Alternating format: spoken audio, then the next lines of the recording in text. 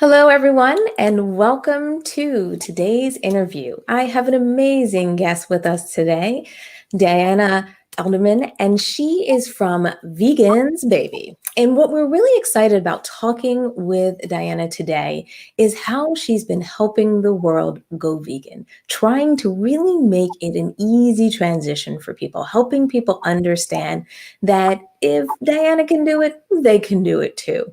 And I think often when people are thinking about making this change in this transition, especially in this environment right now, where a lot of people are exploring veganism, exploring plant-based lifestyles and foods and options, having someone as not only a guide, but a resource, I think is an amazing thing, not only to move kind of veganism forward, but it's also a big kind of opportunity for us as kind of all of us collected vegan community to make sure that we're always supporting and helping people. So I'm really excited to have our guest today, not only because Diana wears a lot of hats, so you have to make sure you check out her podcast, go to her website. She's got resources, recipes, even we'll talk on it today. She does some tours. Things are maybe in a little bit different environment because of what's going on, but I love the diversity of the support that Diana provides to people. And I also love really kind of the breadth of knowledge that she's going to bring to our interview today. So welcome, Diana, today to our interview. Thank you so much for having me. I'm really excited to be here. Great. So let's just kick things off and let everyone know you're vegan and how long have you been vegan, just so people have a sense of how long you've been a part of our community. I went vegan 4.5 years ago and launched Vegans Baby.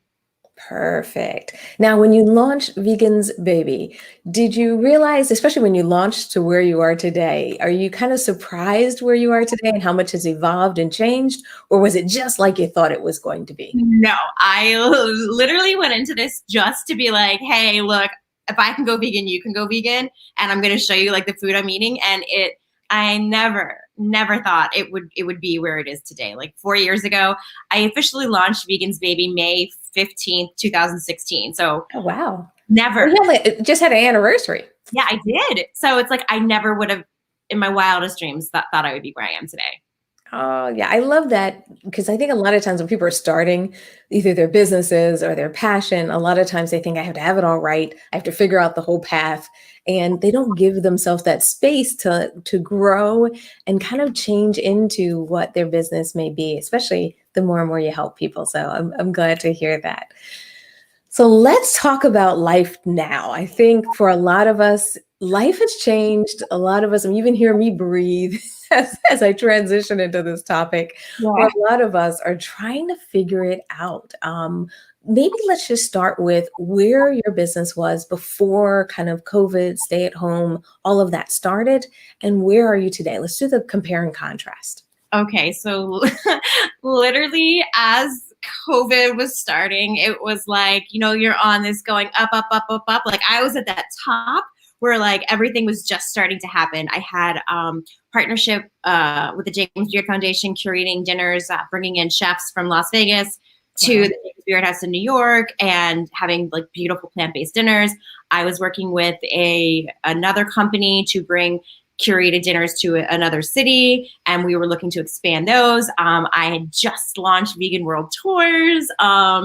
My Las Vegas tour was just named like one of the top 9 vegan tours in the world by Travel and Leisure. Ooh, that's big. Like I just started really like being able to monetize my site and being able to work with restaurants and create like promotional packages. So literally like everything was going. I was in the midst of planning the next vegan dining month I do here and in a couple other cities in the States. So yeah, it was all just go, go, go, go, go. And then when the pandemic shut down Las Vegas, everything just it stopped because my business is so driven and reliant on the hospitality industry and the tourism industry that when that stopped, it was just like, oh, okay, like what do you do, and so Well, when it stopped, did you feel like Did you take a minute to breathe and say, what do I do? Or did you try to just jump into a new option? Like, how did you do that transition? Well, after I ugly cried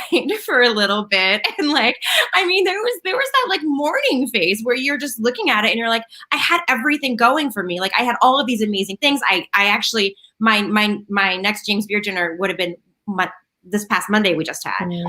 Okay. Everything. So it was that letting go of what I had planned. And then it was kind of like, okay, what do I do? And I really didn't have like a full-on plan. It was just like, okay, I have this time now. So I had always talked about starting a podcast. And so I started a podcast. I started working with restaurants because we still, in Vegas, we still had, it was essential, and then restaurants doing like pickup and delivery. And so we had a lot of restaurants that really needed help getting the word out. And so then I turned into like reactive mode, where I'm going and I'm putting together guides of like what restaurants in Vegas have vegan options, what vegan restaurants are open, what vegan businesses are still open. So doing that, and then working with restaurants and doing pop-ups. So it would be like a pickup pop-up where it was a dish you couldn't get normally, and then you could pick it up on this date only. So I did like I've done 4 of those, and then doing meal kits. So little things like that I started to do to kind of just do something, they like profitable things. I'm not making a lot of money off of this, but it's just something to do to like help out and keep restaurants going. And then as more restaurants have started to open and the meat shortage has become like a really big deal, I've started reaching out to restaurants and just saying, look, because before all of this, I was also consulting with restaurants. So I would work with restaurants to help them, so like go over their menu and tell them what they could make vegan. And then because I know what every restaurant in this town is serving and where there's like a need that's not being met, I go into restaurants and I tell them like, hey, these things aren't on the menu. You should really think about like trying to create dishes like this. So I started offering that for free to restaurants here to kind of encourage them, like, while there is this meat shortage and it's going to be expensive to have meat, you can supplement it with a plant-based menu and, bring in the diners that you normally may not get because you don't have these options.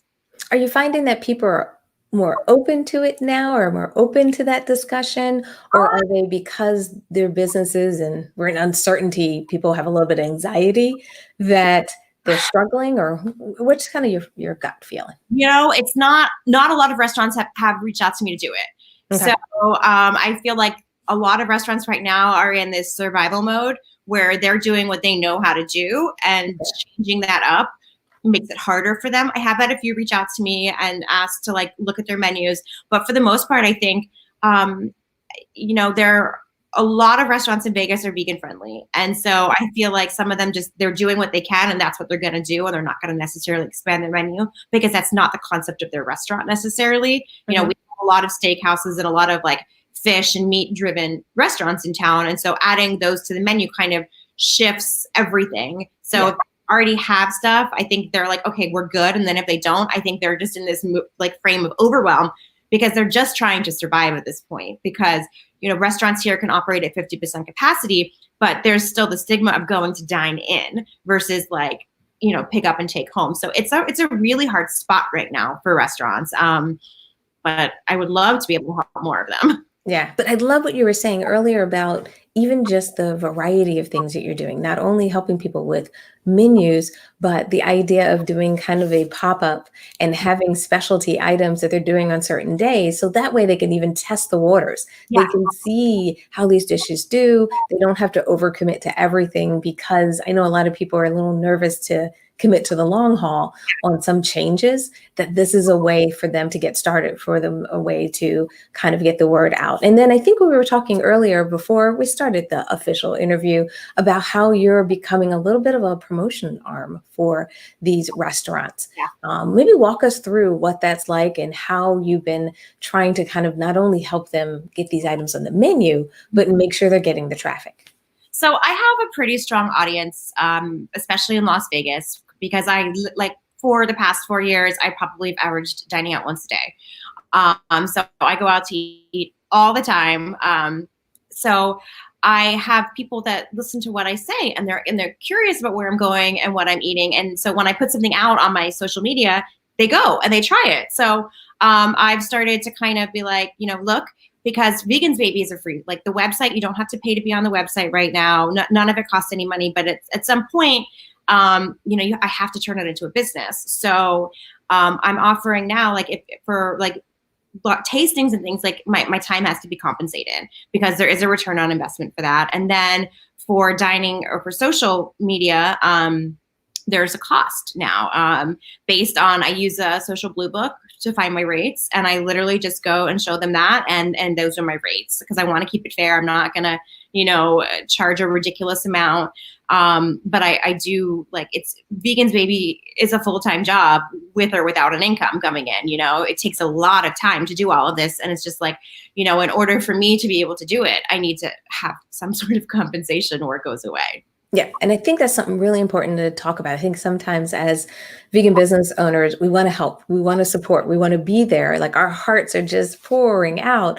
But the reality is we still have to run businesses. We still have to charge for our services. And sometimes it's a little bit tricky these days because everyone's hurting. So we want to find the right balance. So I like that you were saying that you kind of went online, found out what your services are to kind of find a nice comparable rate. Yeah. And then also the idea of just not being, maybe for anybody who's listening to this, not being afraid to ask for people to pay for your service, not being afraid.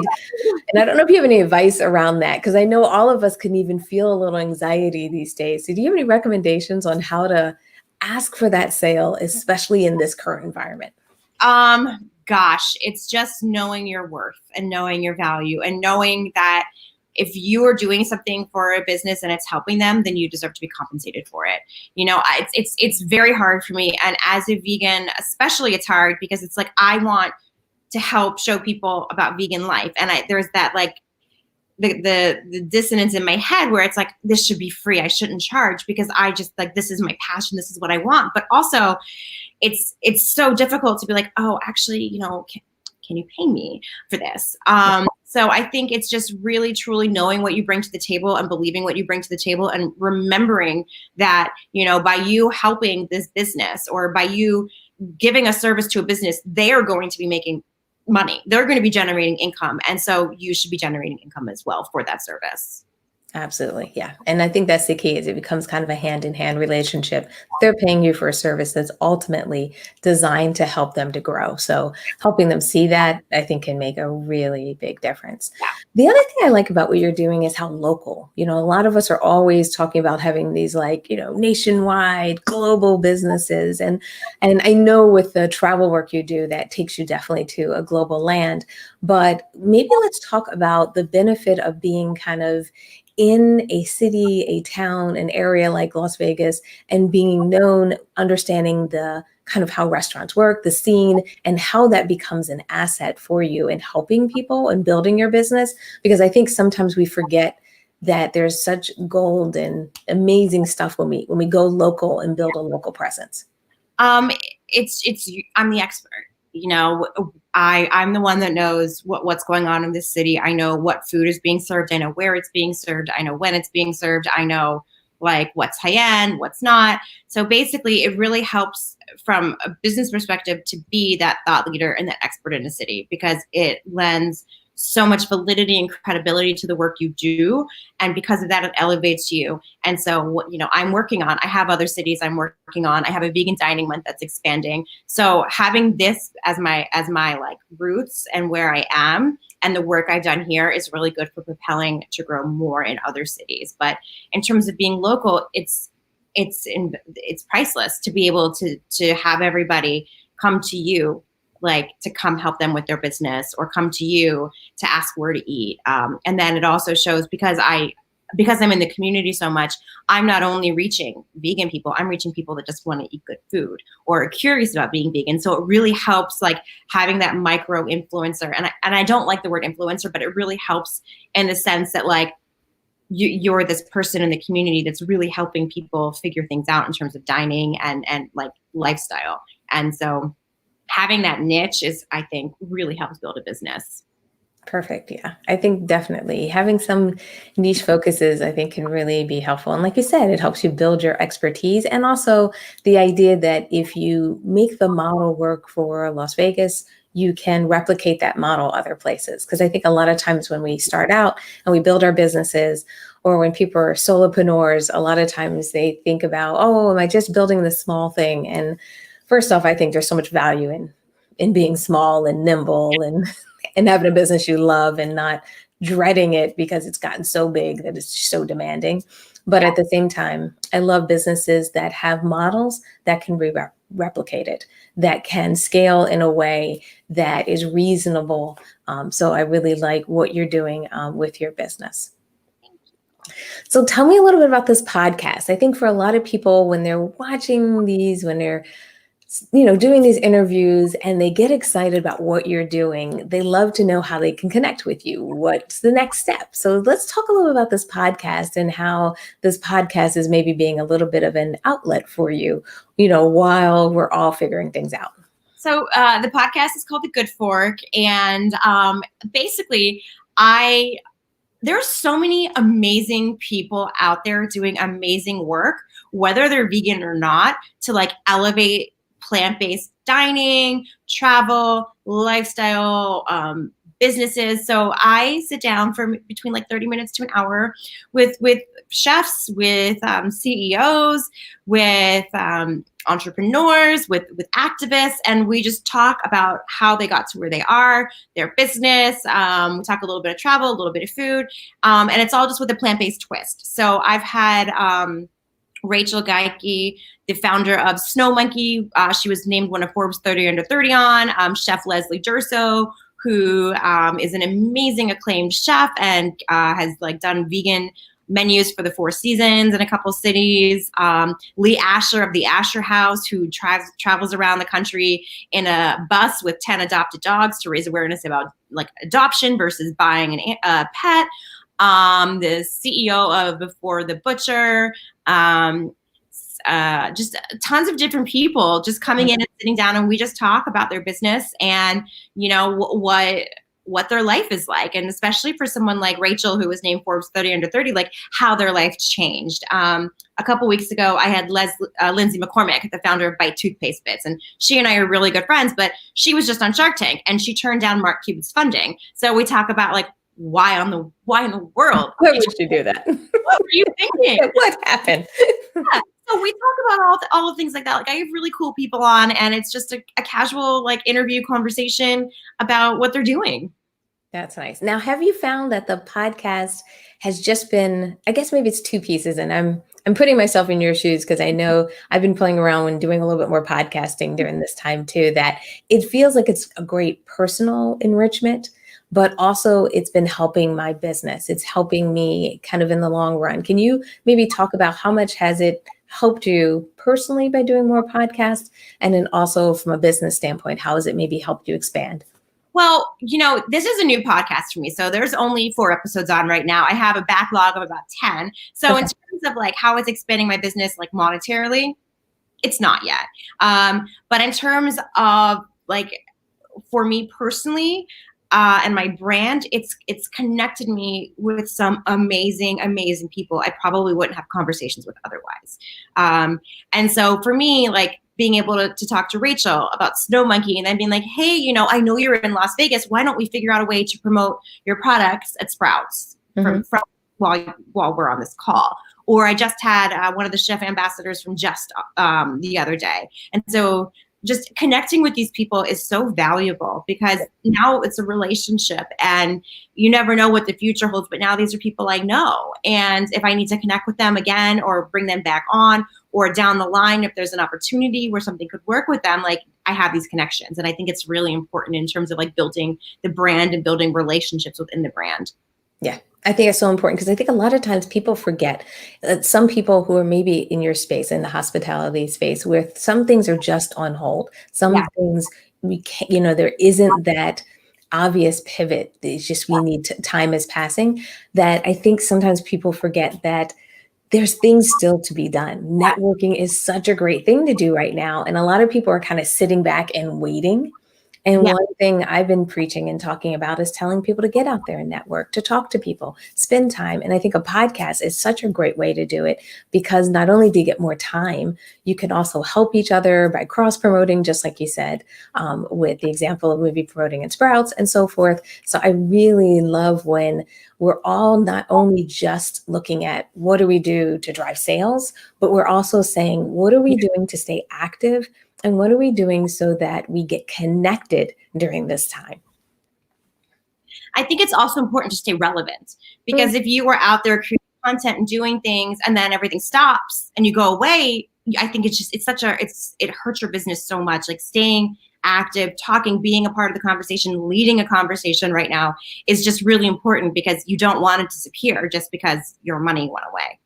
Absolutely. Absolutely. I think that's great. So maybe as we're kind of getting to our 20-minute mark here, is there any advice that you have, especially for anyone who's maybe in the hospitality space like yourself, anyone who's in kind of a space that's really been hit so directly and impacted so much by this? You know, many people are doing digital businesses, so they have a little bit more kind of flex, but I think hospitality has been hurt really hard. Do you have any advice for them on what they should be doing now, or what they should be considering doing, or should they reach out to you to get on your podcast? Any recommendations you have? Definitely reach out to me. I also offer brand coaching, so I'm always happy to help like come up with new and creative ideas, because I think you get stuck when you're in your head, especially if you're in isolation or something. Like you need to have someone to bounce ideas off of.